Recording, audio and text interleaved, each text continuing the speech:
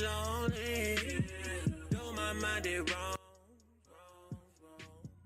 Peace, peace, peace, peace, peace and love. Love. I'm wishing peace, peace, peace, peace and love. Wishing peace and love. Whole out of my mind, dog. I had to sit and chill with it and try to see if I could build with it. Everybody in my circle acting like the one meal tickets really started to make me feel different. I had a fucking nigga spiritual, how the fucking nigga lyrical. You don't do it for residual, I just do it for the smiles I ain't seen in a while, so I'm feeling like a miracle. Call myself a guy and they get offended, but you a guy too, why'd you offended? I ain't felt this good in a minute. How I just when he lost and still winning. Hold up, you never really know it, but until you take time to look through the pages. Whole life coming with a lot of stages. Whole life coming with a lot of stages. Shit is amazing, amazing. You can really grow inside. But how you too busy, you can go inside. You can change your life from the lowest vibe. And stop feeling this so you can feel alive. Aim for my goals with precision. Yo, listen to my own intuition. I got no time for careless decisions. No ill intentions when I create distance. No ill intentions, I just been on a mission. I got a soul that was broken, I'm fixing. I think about my past, I've been reminiscing. I came a long way, been up for a distance. Remember days to speak to the mission. And nowadays, man, they tell me I'm tripping. How you gonna understand when you don't listen? How you gonna understand when you While listen? others recap the news, I help you read between the lines from what's moving markets to what's next with sharp takes and market know-how. Follow me on all social media platforms at Diane King Hall and connect with me on LinkedIn for more. Peace, peace, peace, peace. Hey, Bob. Hey, Andrew. Last year, my dad had a stroke. Big shock to see this person that I've always seen as a force in our family be vulnerable. Wait, had a stroke? Yes. Now we're in the car together almost daily. I started to realize, what can I pick up from my dad? He's been with Schwab for a long time. Jim, my financial consultant, I probably met 20 years ago. Jim's really been there to answer any questions I ever have. Makes a huge difference when you have someone that actually cares. Live insights, actionable data, and market-moving analysis. Schwab Network connects the headlines to the why in real time. Watch free 24/7 at schwabnetwork.com. Welcome back to Opening Bell and happy Friday to you. Don't forget, we have a 3-day weekend, so a lot of action expected here on Wall Street. Also rebalancing here, so the traders are ready for a busy closing bell. Gerald Sparrow, CIO, Sparrow Growth Fund, is with us. And you're feeling bullish on the financials. Of course, we've heard from the financials. Goldman Sachs, Morgan Stanley in particular, I think really impressed Wall Street, but we've gotten some good pieces of news out of the group. Is that why you're bullish on financials, or did you like them before the earnings that we've gotten over the last week or so? Thanks, Nicole, for having me on today. The reason why we're bullish is 3 reasons. Number one, a positive economic backdrop in the United States will support financial service companies. We have monetary policy that is accommodative, and the consumer is very strong. And third, business spending continues an upward trend. So those 3 catalysts are looking good for financial service companies in 2026. So in the group of financial services, it's so broad. How will you sort of distinguish what kinds of names within financials you like more than others to put, obviously, an asset allocation that would be a little heavier? I listened to the 3 calls this week, JP Morgan, Bank of America, and Wells Fargo. Those businesses have asset management businesses, and with the rising stock market and potential rate cuts by the Fed this year, their asset management businesses should do well with the rising market because those assets are derive fees off those assets. So they have new unit volume. They also have higher assets. Also, on the consumer side, if you have consumers that are working with low unemployment, so those people are working, they're spending, so there's a lot of transactions going on in the economy. So as the consumer does well, companies like Visa and American Express, which derive transaction fees off every consumer spend, will benefit in 2026. We like the credit card companies and also JP Morgan. JP Morgan also, I saw Jamie Dimon, there was some news on him a short time ago. He said he was staying on board at JP Morgan.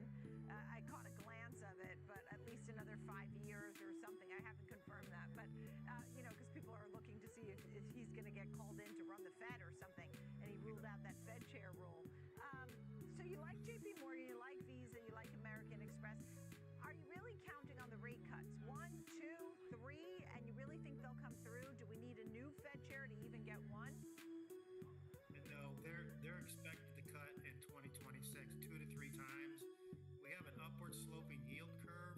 That means the Fed is accommodative, so we expect economic growth.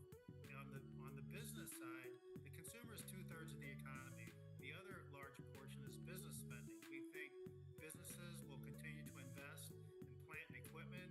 They will put up buildings.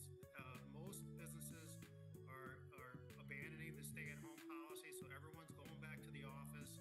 That means they need space. They need investments in technology, software, artificial intelligence.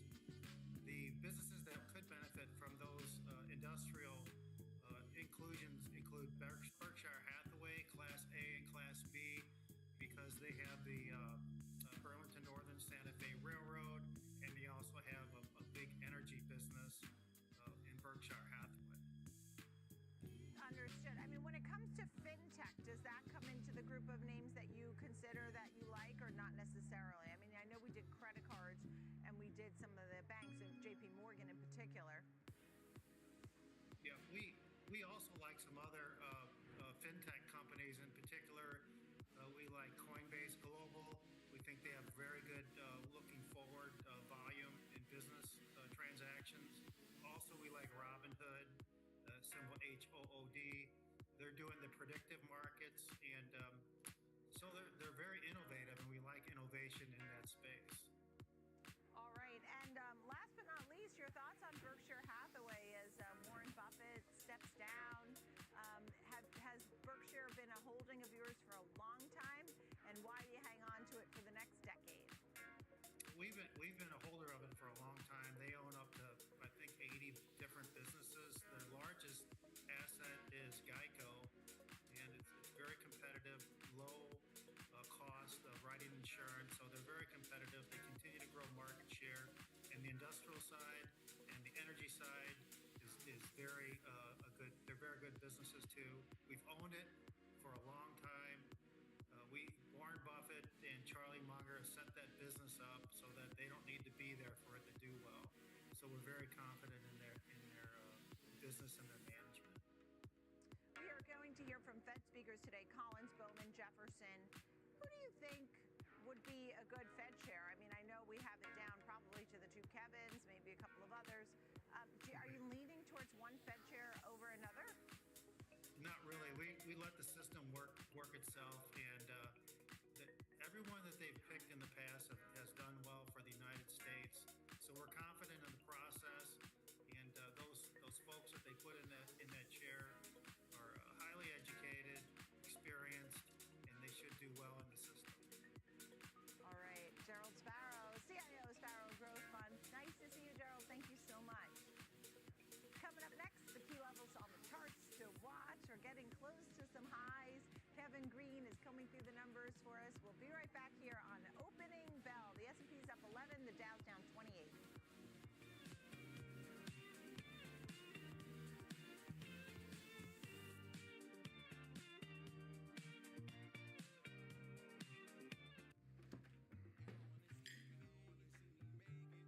Sometimes, you could have done better. Same goes for where you invest. Level up and invest smarter with Schwab. I'm Jenny Horn. We go beyond the headlines, tracking the trends, sector moves, and fundamentals shaping the markets in real time. This is Schwab Network. Subscribe at schwabnetwork.com.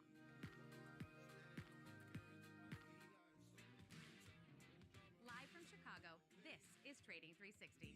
I'm Marley Caden. We track macro forces, market trends, and company news that shape investor decisions, all with expert analysis and actionable context. From inflation data to sector rotations, earnings to policy, it's a comprehensive view of the market every trading day. Trading 360, in-depth market coverage straight from Chicago. Weekdays at 11 a.m. Eastern on Schwab Network.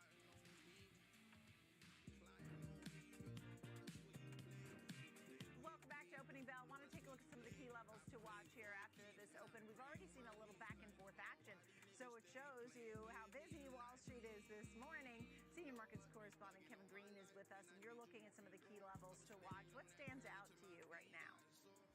Good morning, Nicole. Yeah, we're seeing around 30% of the stocks in the S&P 500 in the green so far. But if you're looking at the volume difference between up and declining stocks for the S&P 500, we are net lower here, or seeing negative volume for the market. So a little bit more concentration. The Mag 7 is kind of leading the way today. Technology doing the same. You also look at industrials actually moving to the upside when you're looking at it from a sector basis. But that's really because of GE Vernova really leading that particular sector higher. So if you're looking at the levels for today, the first one of resistance to be mindful of is going to be the 6970-ish area. We got fairly close to that, saw it back out. Let's see how we actually resolve this level. If you look back over the last 5 days, this has been that zone of resistance for the market. Are we able to actually break out and get to that 7,000 level to the upside, which is going to be that major area of resistance? Not only a psychological level, a milestone for the S&P 500, but also from the options flow standpoint, there is a lot of positioning that is sitting there.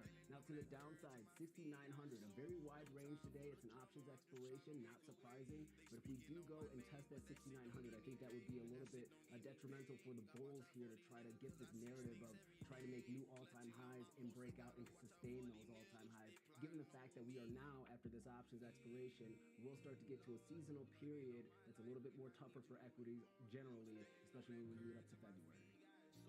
All right. And what about silver? We were just talking to Jeff Mullenkamp, who loves gold but stayed away from silver while his dad likes silver. Let's talk about what we're seeing in silver now. Well, you never want to call a top here, Nicole, but we are seeing maybe some signs that some of this momentum is starting to wane here a bit when it comes to silver. If you're looking at the daily chart, yesterday we actually did have a hanging man candle. Basically, it's a hammer candle, but at the top of a trend, especially that red candle that was reflected, meaning that we opened, we tried to attempt higher, or we opened higher, tried to attempt anything a little bit higher, and then kind of moved to the downside here, closed a little bit lower. Today, also in that bearish formation, we're looking at that candle structure. But also, if you're looking at the RSI, now we have a bearish divergence, making lower highs on the relative strength index. Just shows that price momentum is starting to wane. And then also that MACD looks like it's trying to hinge here. Once again, you don't want to call it top, but if this is going to be that type of technical setup that does see some follow through, you're looking at around that $64.30 level as the next major area of support. That's the 50-day moving average. You can see that as an area of support over the last year. All right. Thank you so much, Kevin Green. Great to see you. And as you noted, not too far off for some records here, about 1% on the S&P 500. All right, it's time for our market meetup panel. Jenny Horn is back with us, and Joe Mazzola, Director of Trading Services at Charles Schwab. Thank you both for being here for this chat. Joe, what's on your mind here? We got in all those banks. We've gotten in some economic data. How are you feeling? Nicole, I'm still looking at the rotation trade that is really prevalent here in 2026. And I heard your conversation with Kevin, and I think it brings to the question of, look, can we continue to push higher, make a meaningful push through that 7,000 level in the S&P 500 if we're being led by industrials, materials, and energy? I mean, those are the sectors that have not only shown the best breadth, but they're also the best performers for 2026. I think we probably need IT, communication services, and discretionary to participate and take over leadership if we really want to see that strong push through that level. Understood. Okay, what's on your mind, Jenny? I know you were watching some of the semiconductors. I do think that the tech trade, and as Joe just mentioned, the rotation that we've seen, but more so trickle into the latter part of this week has been interesting, as the market's recovery yesterday was hugely lifted by broad base. We saw strength in frankly, tech, and that was hugely led by all of the optimism we heard from TSMC. I mean, a company that surged more than 5%, of course, after a blowout fourth quarter, really reigniting some of the optimism that had since waned a bit on the AI-related semiconductor demand, but that thankfully finally gave a lift to NVIDIA, AMD. I know we talked about NVIDIA earlier on the show, Nicole, but set to at least post a pretty substantial now gain on the week, and it has not felt that way because it's been so weighted into the back half of the trading week, of course, but tech leadership has really continued to return, and that's a huge driver of this market. So those that are skeptical about AI and all of the push into, big spending in AI, I would say, how do you believe in a bullish market, though, without the participation of the tech trade that has been hugely evidenced this week? Yeah, what's interesting is we had felt like yesterday that there was a meaningful change in tech with Taiwan Semi and ASML and a few of those upgrades. And today we saw, we're seeing SanDisk and Western Dig getting some upgrades, things like that. So there is this, NVIDIA got a great call today. So there's this feeling that tech is there, but as you noted, Joe, what will push us through 7,000? What gets us to 7,500? And a lot of the guests seem a little apprehensive. They're not expecting a double-digit percentage gain like what we've seen over the last 3 years of the bull market. They are, however, expecting some sort of gain. So I'll leave it at that. Feel free to add on to that. At the same time, options expiration. I was saying there's a rebalancing here. The traders are ready for a very busy day. Some of your thoughts on that kind of day here? Well, let's start with your first point there, Nicole. I think when your expectations for about 14 to 16% year-over-year earnings growth, which is basically what the street is expecting for this year, that has to be powered by something specifically in tech where that growth can occur, where you're seeing those expanding margins. You're seeing that in the memory chip sector. We're looking at Micron up again today, SanDisk, Western Digital, you already mentioned those, but I mean, just look at the months that they've had. I mean, some of those stocks are up 20 to 25%, 30% already in 2 weeks. I think that, however, the big change maybe in 2026 versus 2025 is there's going to be less and less reliance on the Mag 7. So the Mag 7's underperformed this year. We talked about that already. But I think the biggest component is if you look at the equal weight index versus the market cap weighted index of the S&P 500, that's outperforming. And that really is that underlying rotation that we're talking about. And I think that you're going to have to see, not just from the performance, the stock performance, but just from investor confidence. You're going to have to see IT take that forefront and lead to that 7,500, if that's the level that you're talking about, in order for us to get those double-digit gains again. I think it's very possible. It's a matter of over the next couple of weeks as we start to see earnings and as we start to talk about market cap and as we start to talk about CapEx, right? How much spending are these companies doing for the AI trade? Are they going to be able to show some positive cash flow? Are they able to show revenue and earnings growth from that CapEx spend? All right. And Jenny, I know you covered some of the bank stocks. A quick thought there. I will say, you look back at the week that was for banks, it has not been fully recovered. I mean, JP Morgan still set to close about 5.5% lower this week. Bank of America also lower, as well as Citigroup down 3%.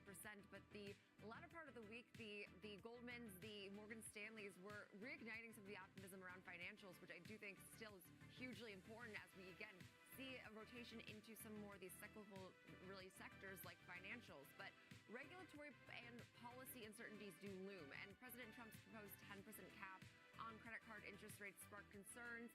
That was really felt on Monday and Tuesday's session, overshadowing, objectively really strong reports from JP Morgan and Bank of America. But I do think that everything around M&A, as well as an improved interest and environment, frankly, as well as continuing to see right now just an overall surge in investment banking, especially from the likes of like Morgan Stanley, that drove some optimism, and that was also aiding, of course, the tech strength yesterday. So many actually see AI benefiting the banking sector. That is still yet to play out, but it'll be an interesting space to watch for this year, of course.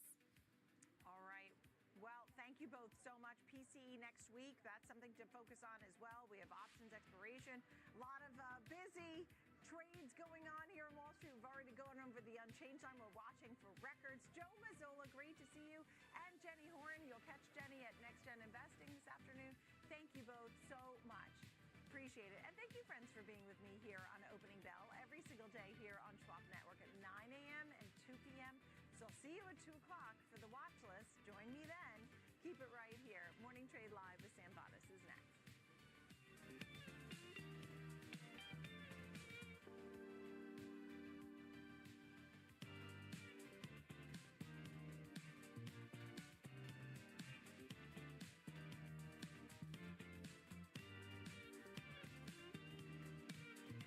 Schwab Bank Investor Checking, the checking account built for investors. Named highest in client satisfaction by J.D. Power for 7 years in a row. With Investor Checking, you get the award-winning features of our checking account, plus cash management solutions, all designed for investors like you, with unlimited ATM fee rebates for cash withdrawals worldwide. no overdraft fees, and enhanced security features to keep your money safe. Also, because your investor checking account is linked to your Schwab One brokerage account, you can manage your checking and investing in one convenient location. Moving funds between your accounts is easy. Cash moved to your brokerage account is available in seconds. That means you can stop waiting and start investing in stocks, bonds, money market funds, and more. Get more with Schwab Bank Investor Checking, the checking account built for investors.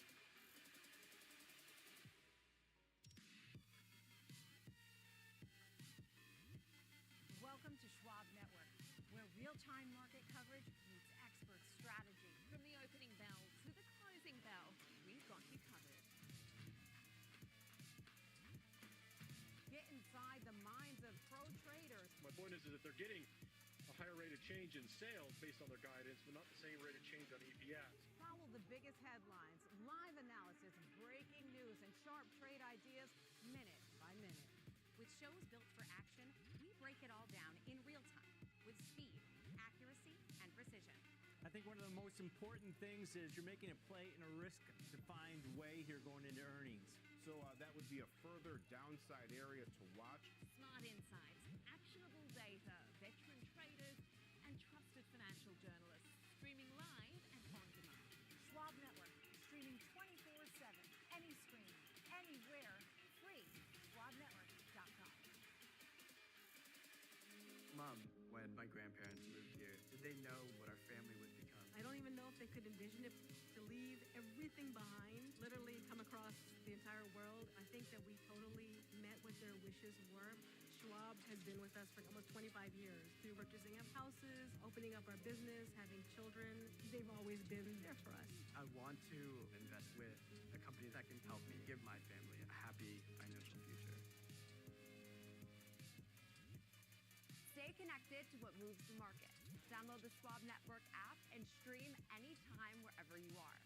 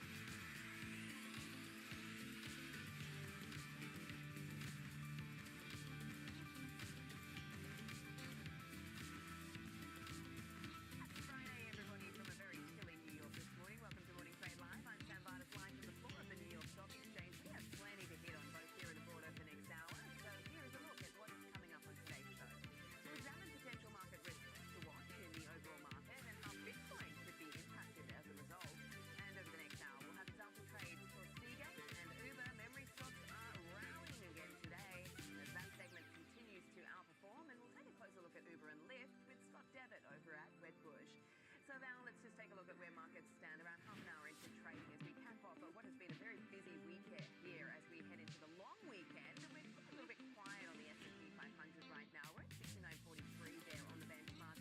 There's a little bit of a bright spot there for technology, as I mentioned. We've got some nicer gains in chip stocks this morning, particularly across the memory space. We'll talk about that throughout the course of the program. We're up just fractionally on the NASDAQ right now. The Russell 2000, which has been really our star this week, outperforming there, just up fractionally high. The Dow Jones is pulling back so slightly at 2% lower. So looking a bit range bound this morning, a little bit quiet on the headlines as we've got plenty of moving parts in these markets with the data, of course, some of the Fed speak, some of the earnings.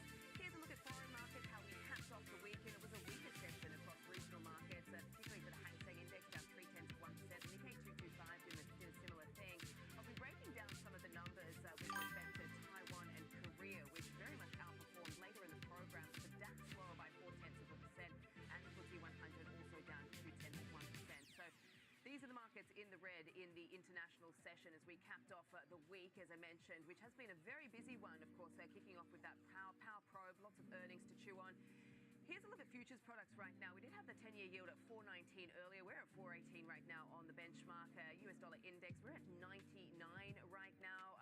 We're at 4.613 on gold. So seeing that across the metal space actually today. Crude oil catching a bit of a bid off the back of that pullback we've seen in recent sessions as that geopolitical risk premium had been priced out. We're at $59 a barrel right now. And Bitcoin is rallying again. We're at 95,000 and change. Of course, so we did see a bit of a pullback yesterday off the back of the Clarity Act actually hitting a little bit of a snag off the back of Coinbase withdrawing its support there. So here's the setup for this Friday morning as we get up and running ahead of this long weekend, as I mentioned. Let's get to Kevin Green, who joins me now, senior markets correspondent, to talk about some of this data and not top tier economic data, but we've got some NAHB housing market index data that's just come out. What are you seeing there, KG? Yeah, we actually do see this print moving to the downside here. Coming in at 37 for this diffusion index. Market was looking for 40. So the lower the number, the less optimistic the market is around the housing industry just in general. And this is actually from home builder sentiment. So this is actually the lowest level that we have seen since the September print. And we are seeing obviously some pressure in the broader market when you're looking at the S&P 500. This is not a huge market mover to say the least here, but this just kind of gives you a little bit of insight into the maybe differences that you are seeing from home builder sentiment compared to what consumers are actually doing right now, as you do see refinancing activity as well as new home purchases and even existing home purchases starting to stabilize and even ramp up here a tad bit as mortgage rates are starting to move to the downside. But right now, once again, that print kind of signifies the fact that the market, especially when you're looking at home builders, are a little bit less optimistic as far as the outlook for the housing market, at least for now. It just seems like as far as this sort of meaningful recovery, it's just slower than everybody had anticipated. And we start to see some sort of positive, encouraging signs there. But I think, it's still got a while to go here. But let's just switch gears to what we're seeing as far as the overall broad market sort of performance this morning. Obviously, we got off to a bit of a stronger start. We've pulled back a little bit here on the S&P and the Dow. It looks like net we could potentially break even for the week. Just talk us through what you're seeing out there and what's behind some of the price action this morning. Yeah, to start off the session, obviously we got to around that 69, 65, 69, 70-ish area. We have seen some selling pressure ever since. If you're looking at the difference between up volume minus down volume for the S&P 500, we are kind of hitting some negative territory here, or basically some outflows. And this rotation trade that has been very strong seems to be weakening at least for today. So some profit taking maybe, also maybe redistributing some of those funds over to the technology sector. That also could be the case. We have January expiration taking place today as well. So a significant amount of premiums going to be rolled out of the market. And then we could also see, once again, a little bit of heightened volatility leading up to the Fed meeting. So I think that's exactly what we are seeing right now. I would expect actually a little bit of a volatile day. Honestly, it might be to the upside, might be to the downside. We actually talked about the ranges when it comes to the options flow this morning. If you're looking at top to bottom ranges, we're looking at a 100-point range. And a VIX that's pricing in less than a 1% move in the S&P 500. So there's definitely a little bit of a difference between what traders are doing as far as positioning and what we're seeing as far as the price action. Okay, and obviously we got some earnings out this morning from the regional banks. What were some major takeaways from that? Yeah, you actually did see a little bit of a difference. PNC actually had some pretty decent earnings announcements that came out this morning here. They were able to top the EPS expectations for Q4, the 8 cents, and the record sitting at $6.07 billion. That's a 9% increase on a year-over-year basis. This is driven by the lending activity as well as the M&A activity, which they had a little bit more exposure there. And it does appear that their net interest income came in right in line with the street's expectations, and they are optimistic that that is going to improve over the next couple of quarters here. Now, for Regions Financial, a little bit different. They missed both on the top and bottom line, and they did miss on the net interest income here. They are seeing some compression in some respects, and they also are providing a little bit more of a cautious guidance. So at the end of the day, regionals have actually done pretty well over the last week and a half or so, but you are seeing a little bit of a difference. And I would expect next week, as we get more of these regional banks starting to report here, you will see a difference because of the portfolio structure for a lot of these companies. PNC, more exposure to commercial businesses rather than consumer retail for that matter. Regionals, more of the traditional taking in deposits from consumers and then lending it out. Maybe not as diversified of a portfolio like PNC. Okay, let's just talk about the commodities patch. Obviously, a lot of moving parts in that market this week. We know the story largely for oil, obviously with metals. It's been a bit sort of up and down, but you're looking across the ag space this morning and some of those adjacent products. What stands out, KG? Well, it's the agricultural stocks pretty much across the board. Now, not only if you're looking at the industrial agricultural stocks like Deere, but also if you're looking at meat processors and even grain processors like an ADM or a JBS, continue to actually run pretty aggressively over the last week and a half or so. Keep your eye out on this. This is the MOO ETF, the best ticker symbol that's out there in the market so far. A 5-year weekly chart. We are actually seeing a breakout to the upside above the $76 level. Now, this is a weekly chart, so the 200-week moving average will act as an area of resistance, but it does appear that this is trying to base and potentially break out. Some of the top holdings, obviously Deere, you also have Bain as well. There's also a wide range of companies within this ETF here, but the agricultural stocks have been very compressed. Prices for soybean, wheat, corn have been, for the most part, compressed. But I think the market's optimistic that the U.S. government's going to continue to ramp up stimulus measures for a lot of these farmers, which could also then flow to these businesses. So this might be one of those stealth movers in 2026 to keep an eye out on. I know we're talking about memory stocks, we're talking about tech, but don't forget about the ag businesses that have been, once again, oversold for a considerable amount of time. See what you did there, KG. Stealth movers. Love that ticker code. What do you see across the metal space this morning? Obviously, as I mentioned, it's been a bit sort of up and down this week. We're seeing a pullback across all of them today. In fact, silver, which has really been the standout, down almost 4% this morning at 88. Yeah, so for silver, it's hard to call a top here, right? The trend is definitely to the upside right now. Higher highs, higher lows, very strong volume. The implied volatility is at record highs at this point. But if you're looking at a chart, yesterday we did have a hanging man candle, which is basically a hammer candle at the top of the trend that could signify a reversal. We might actually have another one today if we close at these particular levels. We have the RSI actually making lower highs, so a bearish divergence that is also taking place here, and MACD trying to hang. We don't know if this is going to be the top, and if it's going to be, it will be an aggressive move back to the downside. It's not going to be the 20-day moving average that I'm really focusing on. It's going to be the 50-day, which has been a key area of support over the last year or even 2 years for that matter. So let's see if this actually does turn around. I think if we do see a break here in silver, though, Sam, I think that's also going to coincide with a break in the broader equity market. This has been the risk-on trade so far. Okay, good to know, and something to obviously pay attention to. Thanks so much for getting us across some of those stories for us this morning, KG. I'll speak to you a bit later.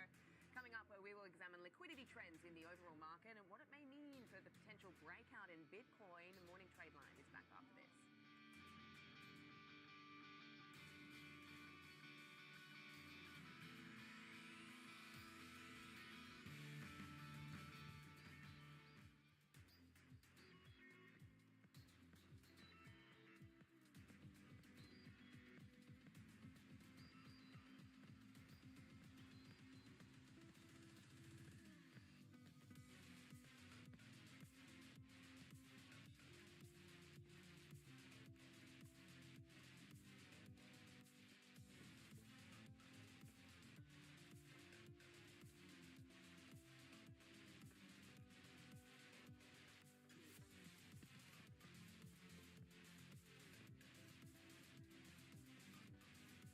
I'm Nicole Pedalides at the New York Stock Exchange.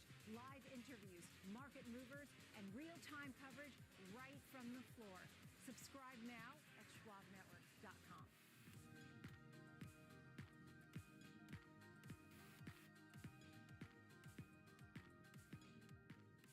What's up, Carl Nation? It's your #1 broker with the best full-service wealth management skills in the biz. Actually, I'm seeing something from Schwab. Uh-oh. Yeah, Schwab lets you invest and trade on your own. And if you want, they can even manage it for you. Not to mention, Schwab has a team of specialists for taxes, insurance, and estate planning, all with low fees.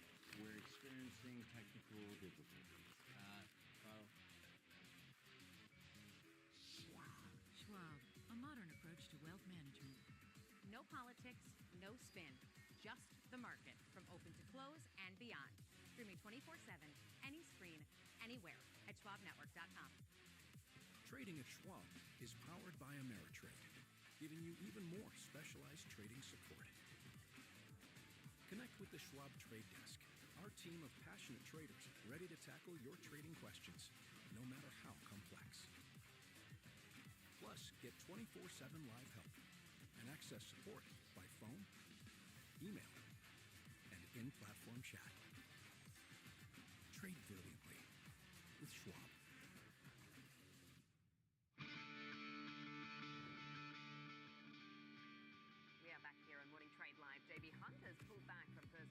two-week high after earnings. Fourth quarter revenue pulling back slightly year over year due to lower intermodal and truckload sales. The company also pointed to a fragile freight market for 2026. We are trading just below the line at the moment on GB Hunt. All right, let's take a look at the winners on the session, and no surprises with some of the chip stocks flying high today, particularly in the memory space. We've got Micron up almost 7% in trade. Super Micro up at 9%. Moderna up 7.5%, and GE Vernova also is up off the back of some announcements coming from the Trump administration around power demand, reliability, and affordability. And we have Constellation Energy heading in the other direction, down almost 8% in trade this morning. Vistra is also down 7%. That's in the business of power and electricity, of course, as well. Albemarle in the business of lithium down almost 6%, and Amcor down 4.5% as we stand. So there's the winners and the losers on the session. Joining us now is Daniel Liu, who's the CEO of Republic Technologies. Joining me here on the floor of the New York Stock Exchange this morning. Thanks for joining me. Happy Friday. Happy Friday. Thanks for having me, Sam. Excited to be here. Yeah, it's so nice to have you. Let's just talk about, how you're thinking about the overall sort of liquidity in the market right now. Obviously, we've had the end of QT. We've had this sort of mini QE coming from the Fed. What are you thinking about right now? Yeah, I mean, for us, I think one way that we're not very different from everyone else is we are looking at these two main factors for, liquidity shifts. Obviously, just to restate, we have the ending of QT, like you mentioned, as well as multiple rate cuts expected this year. And so generally, when we've seen this is good for all risk-on assets, right? And so Bitcoin, Ethereum, all digital assets are no exception. And what we see specifically for Ethereum is, given all of the various developments over the past year and a half, I'm sure we'll talk about many coming up, but we see that there should be a big wave, and we think that Ethereum has a very strong chance to outperform the others, just given the amount of liquidity coming in and its relative size to the blockchain. There were brief bouts of outperformance for Ethereum, I remember, over the summer. I'm just wondering, you talk about this year being another good year potentially. What's the story for Ethereum this year? You talk about some of the, legislative tailwinds that we've got for the space. Obviously, a lot more sort of mainstream adoption, institutional appetite as well. What's going to be the biggest sort of catalyst to drive that? Yeah, I think for Ethereum, really, there's so many things going on. Starting from last year when we had the stablecoin kind of like 2021 Bitcoin moment, people starting to pile in. We went from about a year and a half ago with no banks recognizing these assets kind of as an alternative asset class and giving them any type of credit, to now there's, you look around, maybe 9 of the top 10 banks around the world are looking into building stablecoins on the Ethereum blockchain. And so this is something that's across the board, industry agnostic. When you go talk to accountants, someone from the Big Four, tech companies, all have very decisively selected Ethereum. In most cases, it's very much a no-brainer for them because it is the longest standing blockchain, never been down. It's been around for 10 years, fees coming down. So all these benefits we see as potential tailwinds. Right. The Clarity Act, it hit a bit of a snag yesterday. How much are you looking at that, as far as creating that sort of legal framework and also just giving the industry as a whole that clarity, as it says in the name, moving forward, as part of this whole industry and space's sort of evolution? Yeah, I think, in general, I would say that these types of regulations are good. Clarity is what's needed in the industry. We've been waiting for that for, almost a decade now for some of us. But with that said, however, I would say that looking at, Brian Armstrong's comments about why they pulled out, hence causing the delay that we're seeing now, it does make sense. I think that, at least for them, the biggest concern was how institutions or perhaps retail can choose to earn yield from stablecoins. They're saying that in the Clarity Act, particularly, won't get too specific, but they want to limit which organizations are able to provide this type of yield. Obviously, USDC being their main product, this hurts them significantly. And so I think while no one expected, or at least I didn't expect this to pass in the first go-around, I think the feedback is good, and we should expect some more clarity later this year. Yeah, the CEO of Coinbase, Armstrong, has been very explicit in the pushback as to, why obviously they're not supporting this right now. So obviously we're going to be watching that space. Just talk to us. You talked about Bitcoin as well. It's been sort of stuck in this range. Just can't seem to break past this 100,000 mark. I mean, it was sort of stuck around 90. This week we've seen it gaining a little bit of momentum. What's the story for Bitcoin now? And also, can you talk to us about this sort of decoupling we've seen from the market? Because everyone is sort of looking at it as a risk-on, risk-off indicator. But this week seemed to be a little bit of a different story there.